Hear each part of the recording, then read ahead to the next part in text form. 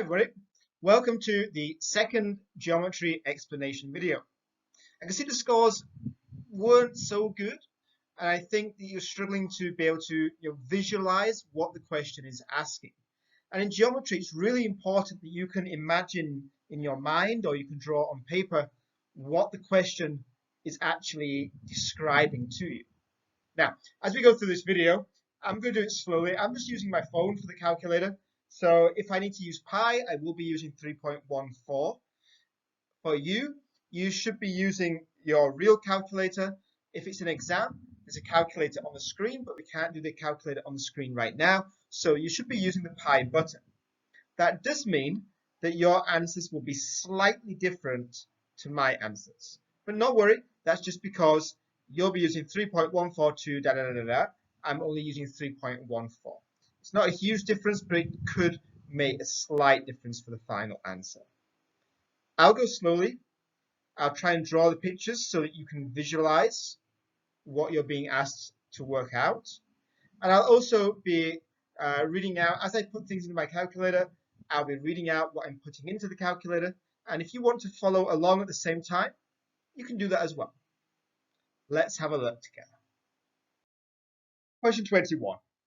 Triana has taken a job refinishing a large ice cream cone that hangs outside the soda spot. It's a sign, and the sign is made from a half sphere of a radius 1 foot, atop of a pointed cone with a top hat that has the same radius that is 6 feet high. How many square feet of surface does Triana need to cover with new paint? There's a few clues here. We're talking about the surface. The answers are all in square feet, not feet cubed.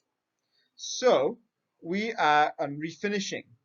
We are going to be painting something, so we need to be thinking about surface area.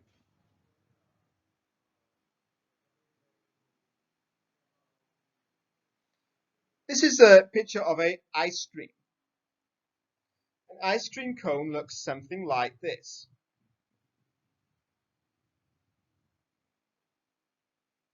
I'm sure you've all seen an ice cream that looks like that. The top is a half sphere. And the bottom is a cone. So we need to work out the surface area of half a sphere and the surface area of the cone. Now, this part that's here, what would be the base of the cone, and the part where you cut through the sphere, we don't need, because this is inside of the ice cream. It's not on the outside. So, first, we need to work out the area of the whole sphere. The surface area of a sphere is 4 times pi r squared. So this is going to be 4 times, I'm using 3.14, use the pi button, times, what is the radius? Well, the radius is 1 foot. So it's 1 squared. 1 squared is 1. So on the calculator, we put in 4 times 3.14 or pi times 1 times 1, or just times 1. Now, that gives you 12.56 feet. But this is not a whole sphere. The whole sphere would be coming down here. This is half a sphere. Okay? And it tells you in the question it is half a sphere. So then we need to divide this by 2. So it's 12.56 and divide that by 2 gives you 6.28.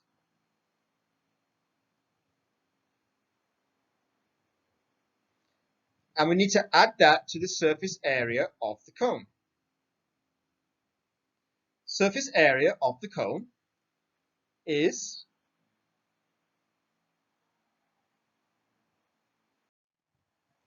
pi r L. Now L means the lateral height. It means the side height here. We're told in the question that this is 6 feet high. But 6 feet high is the interior height. So if I was just to draw the cone like this, the surface area needs us to use this side here. But the question is telling us the interior height, which is here. And the interior height is 6 feet.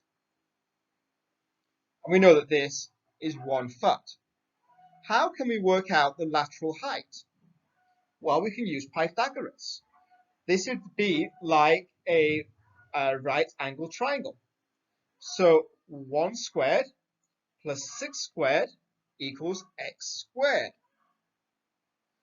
So we would have 6 squared, which is 36, plus 1 squared, which is 1, gives us 37, and the square root of 37 is 6.08.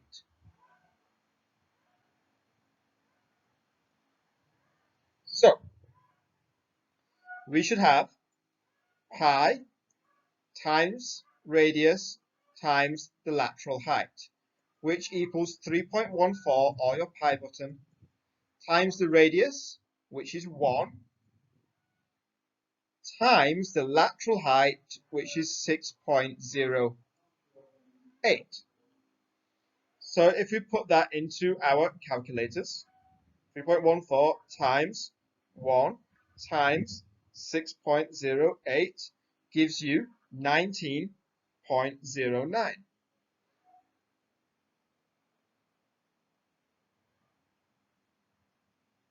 So now we need to add these two numbers together.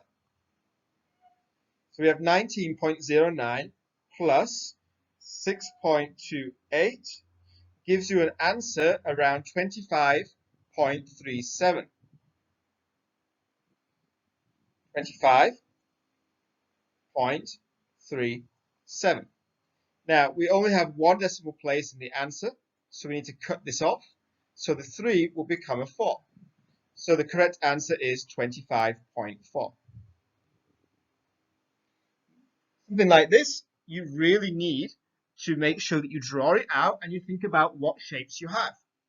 All of these kind of questions that come up in the GD exam will use the formulas that you know. In this, we had to use the formula for the surface area of a sphere, the surface area of a cone, and we had to use Pythagoras to find out what the lateral height was. 22. What is the perimeter of a right angled triangle? So let's draw a right angled triangle. And we want to know the perimeter. And the height is twice the base. So the base is x, the height is 2x. Yes, I know the sides don't look like twice, but it doesn't really matter. The height is twice the base. So if we say that the base is x, then the height is 2x. And the area is 72.25 square inches. The area of a triangle equals half the base times the height. So the area of 72.25 equals 1/2 x times 2x. 1/2 x times 2x. 1/2 x times 2x is going to be x squared. So 72.25 is equal to x squared. So x is equal to the square root of 72.25. So x is equal to 8.5.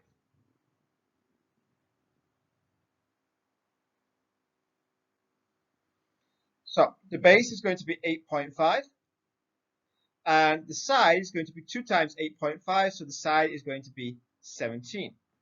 How do we find the perimeter? Well, we need to know this side.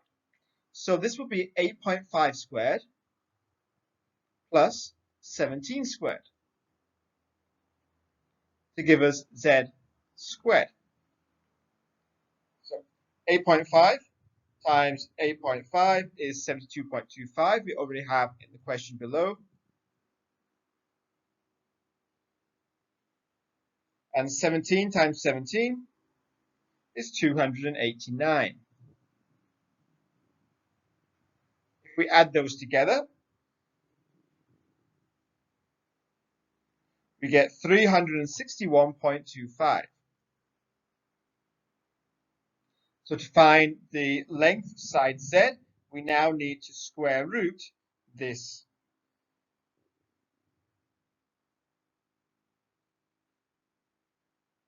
Which gives us a length of 19. So now to find the perimeter, we have 17 plus 19 plus 8.5. Which gives us a total answer of 44.5.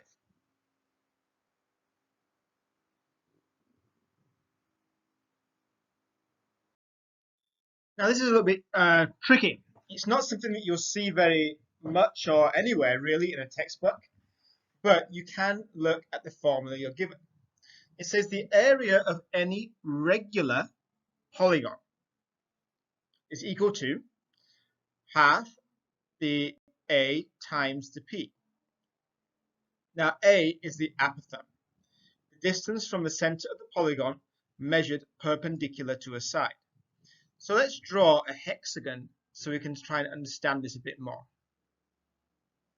This is a regular hexagon. All the sides are the same length.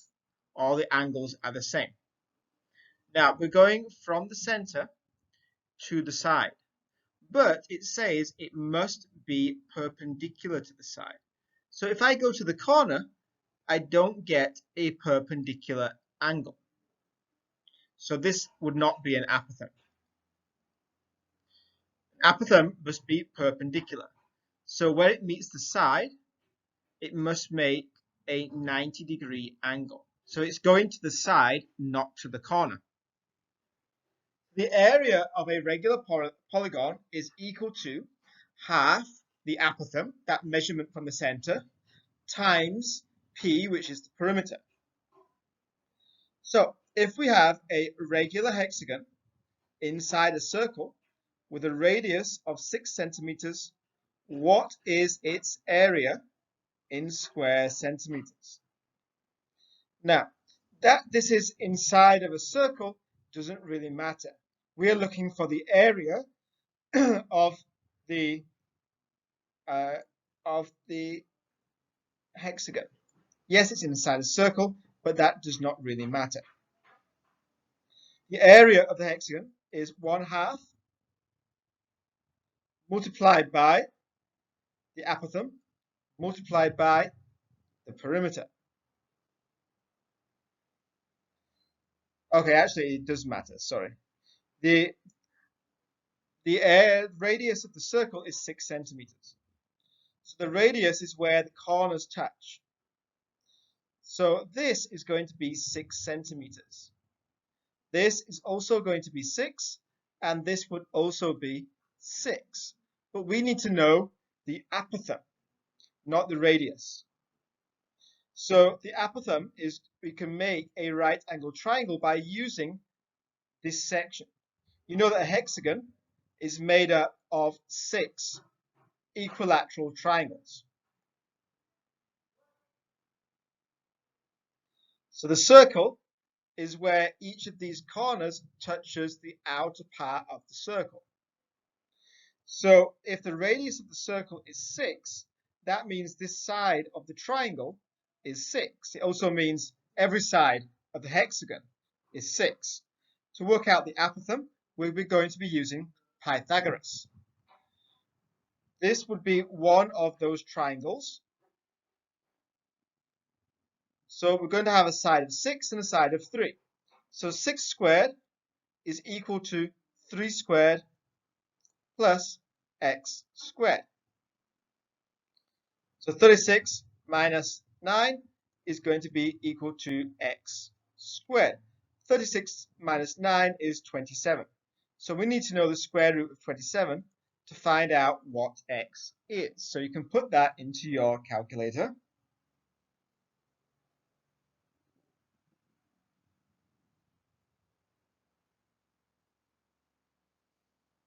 And you get 5.196, so we can say 5.2. Now, we can work out the perimeter. 6, 12, 18, 24, 30, 36. So the perimeter is going to be 36. The apothem, as we just worked out, is 5.2.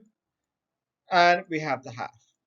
So a half multiplied by 5.2 multiplied by 36 is going to give us the area of this regular hexagon. So 0.5 multiplied by 5.2 multiplied by 36 gives us the answer 93.6 square centimeters. Now, you'll see that in the original, so the answer is 93.6.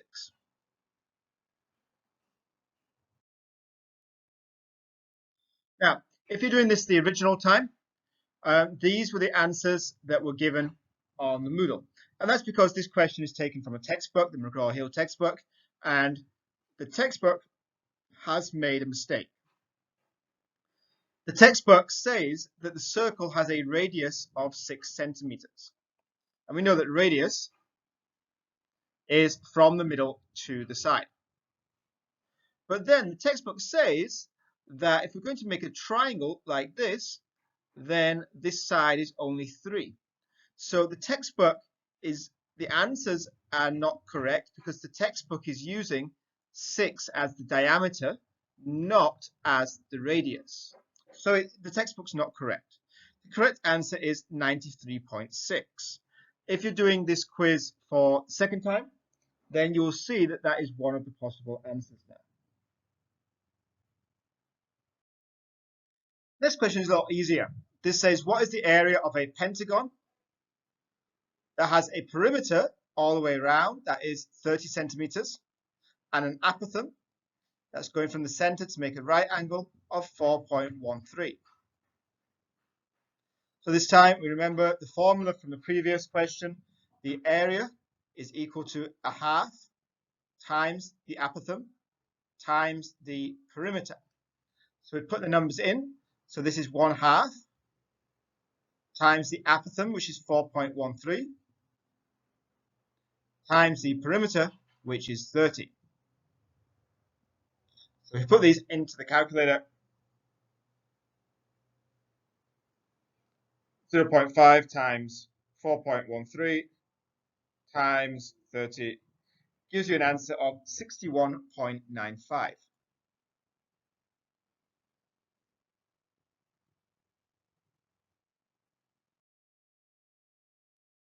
Next questions. Sandra has a trough that will hold water for her cattle. It is 11 feet long, and each end is a trapezoid. So we have a trough, and each end is a trapezoid. So it's going to look something like this. It's 11 feet long, and the bottom of the trapezoid at the end is 4 feet, and the top is 6 feet. If the trough is 2 feet deep, that means the height is 2 feet. How many cubic feet of water will it hold? Now, the volume of a prism is equal to the area of the base multiplied by the height. So in this example, if you look at the end, we have a trapezium. If we label this A and B, we know that the area of the trapezium is A plus B divided by 2 multiplied by the height. So in this case, it would be 6 plus 4 divided by 2. That's 10 divided by 2, which is 5, multiplied by the height, and the height of the trough is 2 feet. So the area of the end, or the area of the base, in this example is 10 square feet. The volume then is going to be the area of the base multiplied by the height. In this example, we can say that the length is the height. So we can say 10 multiplied by 11. So we get the answer 110 cubic feet of space. Adriana wishes to sell her special cactus apple preserves in cans, and the cans hold 296 cubic centimeters in each. So we have our can. And the volume of one can is 296 cubic centimeters. Her canning machine only works with cans that are 7.5 centimeters in diameter. So this must be 7.5 centimeters. And we are asked, how tall must the can be? So the volume of a cylinder is the pi r squared, because it's the area of the base, multiplied by the height. So let's stick into this what we already know. We know the volume is going to be 296. And that's going to be multiplied by pi times r squared. Now we know the diameter is 7.5. The radius is half of the diameter. So a half of 7.5 is 3.75. So 3.75 squared. Multiplied by the height. So then we can move things over. So 296 divided by 375 squared pi equals the height.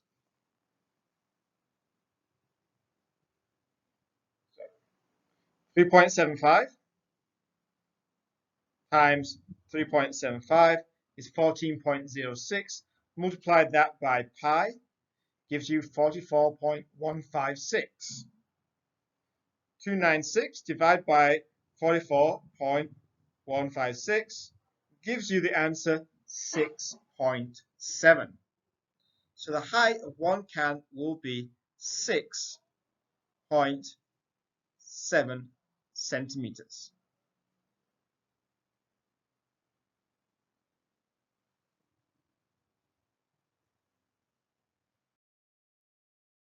Now, assuming the labels must be 1 centimeter extra long to overlap and will be as tall as the can, what is the area used for each label? So we know that if we have a can, the label goes all the way around the outside. It's not on the top and it's not on the bottom. It just goes around. We know that the height, the previous question, is 6.7 centimeters. If we take off the label here and we unroll it, we will have a rectangle. And we are told, or we know that the height is 6.7, and the length is going to be the circumference of the can, because it needs to go all the way around. And because they need to stick it together, it will need to be 1 centimeter extra long. So it's the circumference plus 1 centimeter. For circumference, we say pi times diameter. The diameter of the can is 7.5. So the circumference is 7.5 multiplied by pi, which gives us 23.55. Remember, we need to add on 1 centimeter because there needs to be an overlap, a place where it can stick together. So the length is going to be 24.55. And the height is 6.7. So the area of one label is 6.7 multiplied by 24.55.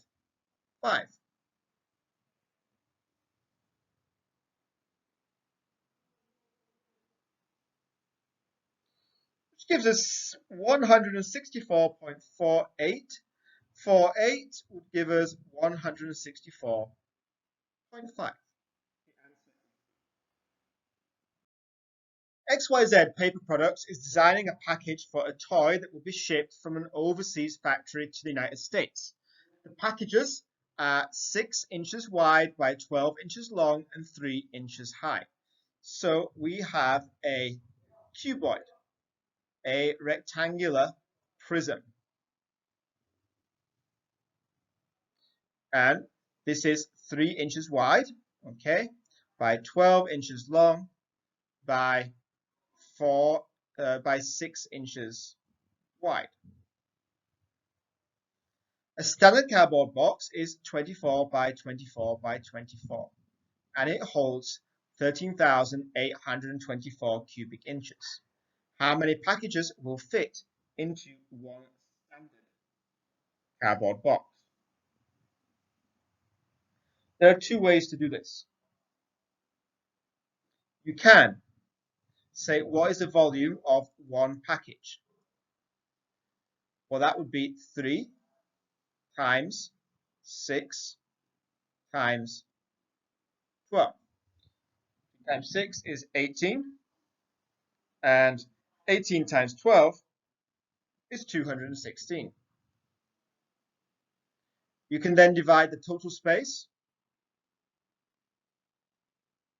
by one package, which would be 13,824 divided by 216.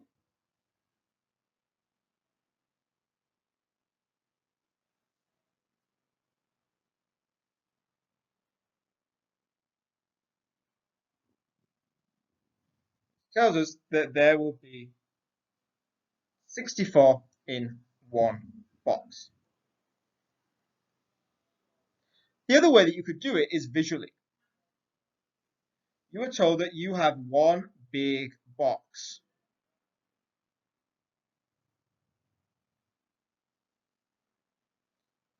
This box is 24 by 24 by 24. Well, if one small box is 6 high, that means that we will get 4 rows in this box. 6, 6, 6, 6. So we're going to have 4 rows. If each one is 12 long, that means that we will get 12 and 12, because this makes 24. And if each one is 3 wide, that means that we will have 8 going across. So we can imagine on one level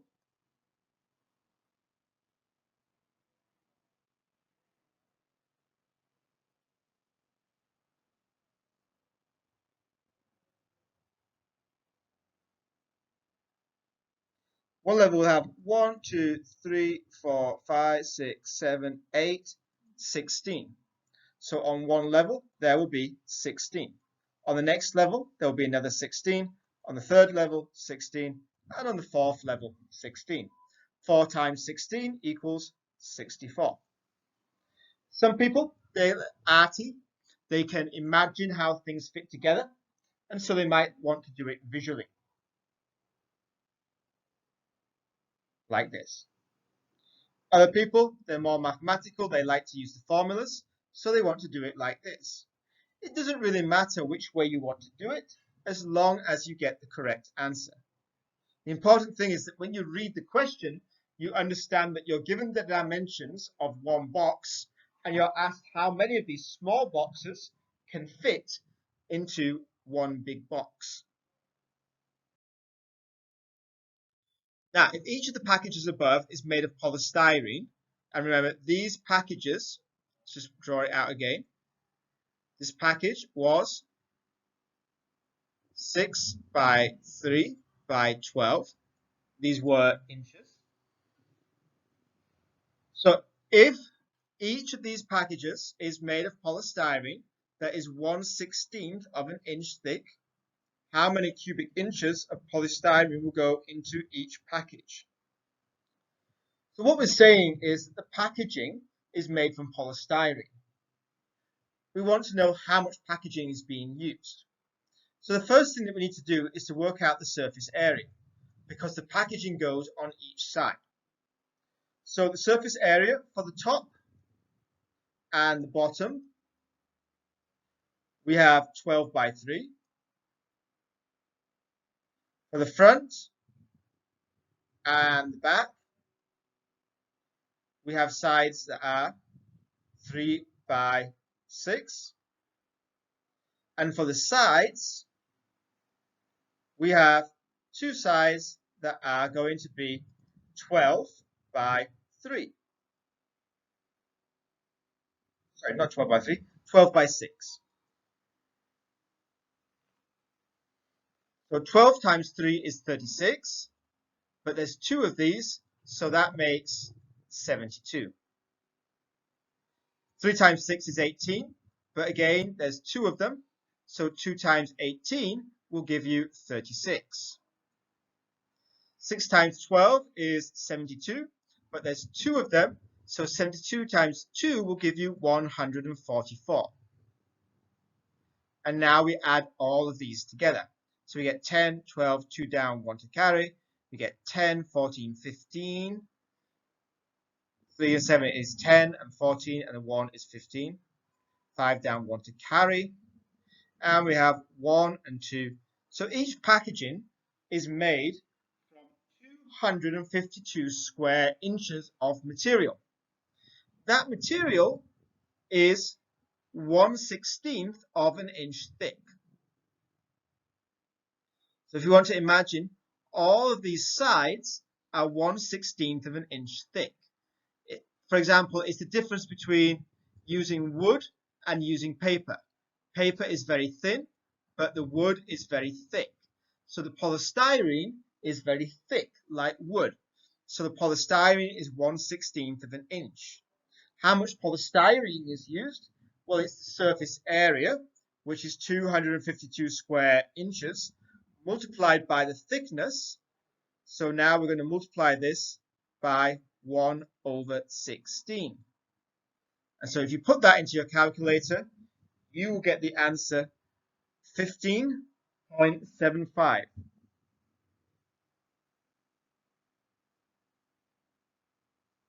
So there are 15.75 cubic inches of polystyrene used in each of these packages.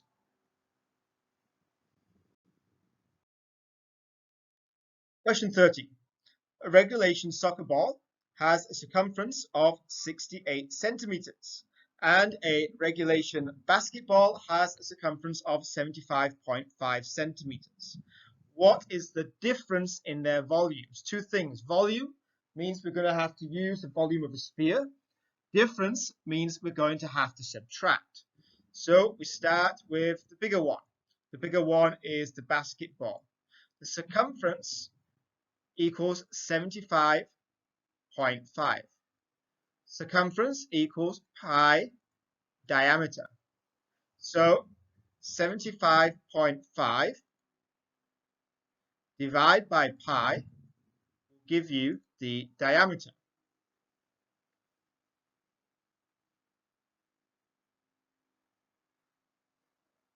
So we find out the diameter is more or less 24. So the radius is half the diameter, the radius is 12. The volume is 4 by 3 pi r cubed. So this would be 4 times pi times 12 cubed divided by 3. So the volume of the basketball is 7,234.56 cubic centimeters. Now we're going to do exactly the same for the football. This time the circumference is equal to 68 centimeters. So again, circumference is the same as pi times diameter. So 68 equals pi times diameter. 68 divided by pi will give us the diameter of 21.65. And then we're going to divide that by 2 to find the radius. And we get a radius of 10.83. Now, again, we're going to plug this into the volume formula. So we have the volume is 4 times pi times 10.83 divided by 3 and put that into your calculator. So we get the answer 5,318.07. Now, to find the difference, it will be the volume of the basketball, which remember was 7,234.56, minus the volume of the football, which is 5,318.07, and that gives us an answer of 1,916.49. Now, if you had used pi on your calculator, instead of getting 7,234, you would have got 7,238. So be aware that there could be 3 or 4 numbers different if you're using pi instead of 3.142. But we get the answer 1,916. So the answer is going to be answer A. 1,916. Again, the textbook is a little bit wrong, but it has been corrected on the computer. Given a rectangular field is 125 by 100 feet, what would be the length of the side of an equilateral triangle with the same perimeter? So we have a rectangular field that was 125 feet by 100 feet. And we're asked about an equilateral triangle that has the same perimeter as this. So we need to work out what is the perimeter here. So 125 on 2 sides, 100 on 2 sides. So we can work out that in total, the perimeter of the rectangle is 450. Now, an equilateral triangle has 3 sides that are all the same length. So the side will be the 450, because it's the same perimeter, divided by 3. So one side will equal 150 feet.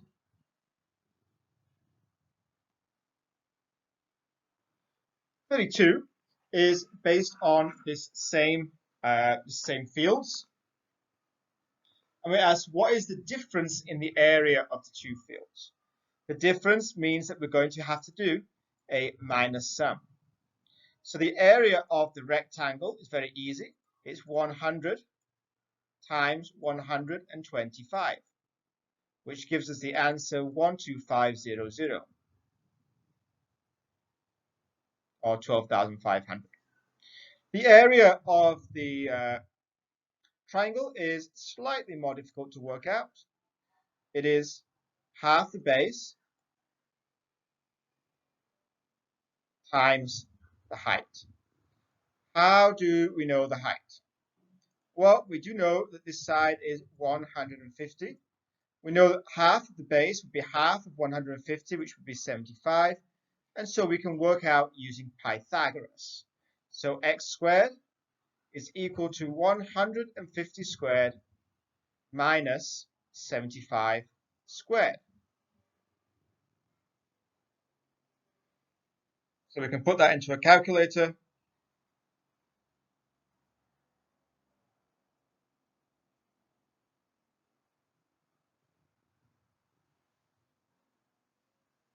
And so we know the area, the length of this side is going to be the square root of 16,875.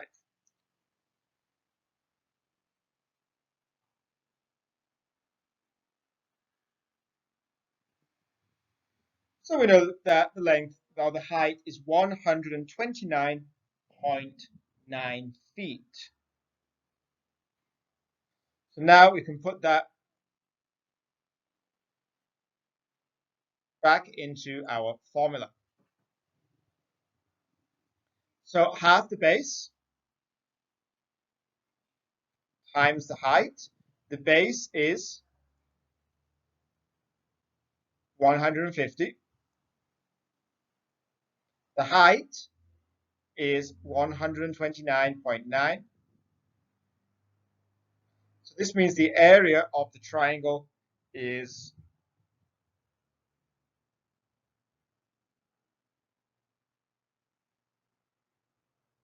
9,742.5.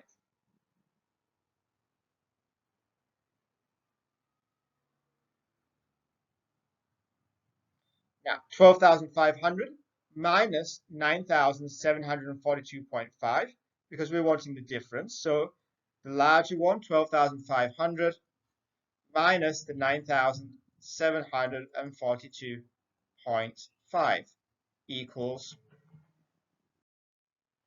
2,757.5. You might have got a different answer. If you got 2,750, well, your answer is still true. If you got 2,750, it's because down here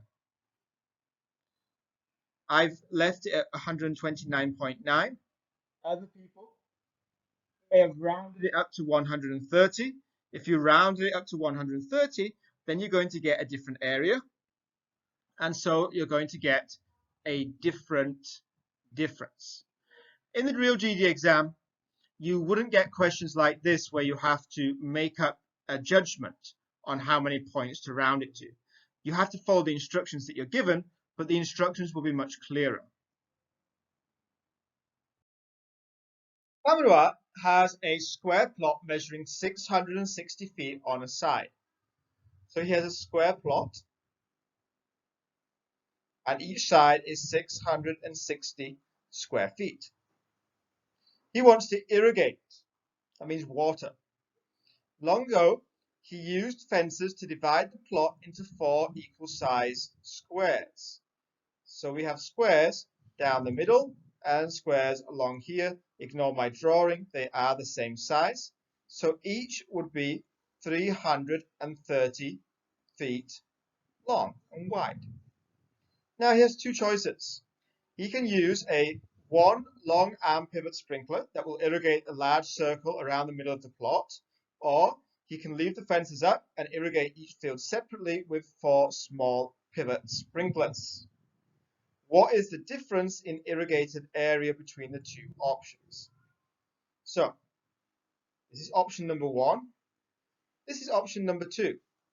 He takes down the fence, so he has a square field. In option number 1, he has an arm. And this arm sprays water. The water will spray all the way around in a circle. So all of this area here would be watered. Option number 2 is he just uses one field and one long arm, and as it goes around, it would cover all of this area in water. And you're asked, what is the difference in irrigated area? What is the difference in areas that are going to be watered by these two options? So, for number 1, we need to work out 4 times the area of a circle. The area of the circle is equal to pi times r squared. R is the radius, so the square has a length of 330 feet. the radius is going to be half of that. So the radius is going to be 165. So it's pi times 165 squared. And we can put that into our calculators. 165 times 165 times pi of 3.142 gives you an area of 85,486 feet that is watered. But that is one of these circles. We have 4 of them. So we need to multiply that by 4. And we get an area that is 341,946 square feet. Now, let's go on to the other one. In this one, we only have one circle. So this is just going to be the area of a circle. So that is area equals to pi r squared. This time the radius is going to be half of the original length. So this is pi times 330 squared. So we can put that into a calculator. And we get 341,946. So we're asked what is the difference. We need to subtract.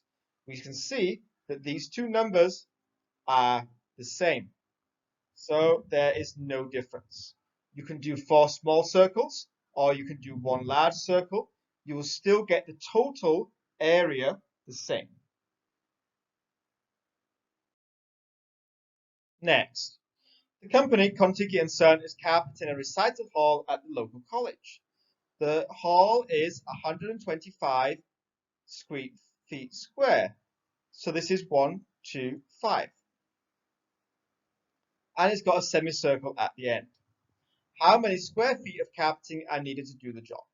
So this will be the area of the square plus the area of the semicircle, which is 125 squared plus pi r squared divided by 2. Start with the easy bit. 125 times 125 is 15,625. We want to find out, imagine that this is a whole circle. So we want to know the radius. The radius would be halfway. So halfway will be 62.5. So this is going to be pi times 62.5 squared. And then divide by 2 because it's not a full circle. It's only half a circle.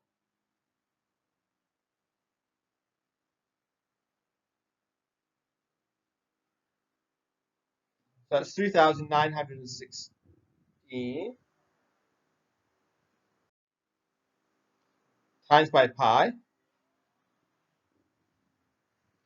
divided by 2. So that means the area of the semicircular recital area is 6,136.7. So we need to add the semicircle area to the area of the square. And if we add both of these two together, we get 21,761.7. Now, you might have got a different answer. And the problem really comes here. Are we using 3.142 or are we using pi? And when we get our answer, how many decimal places do we round the answer to? So this is why some people will get a little bit different answer. Now, in your exam, the questions, again, would not be so open to interpretation. There would be a clear answer. You would be told how many decimal places your answer needs to be to.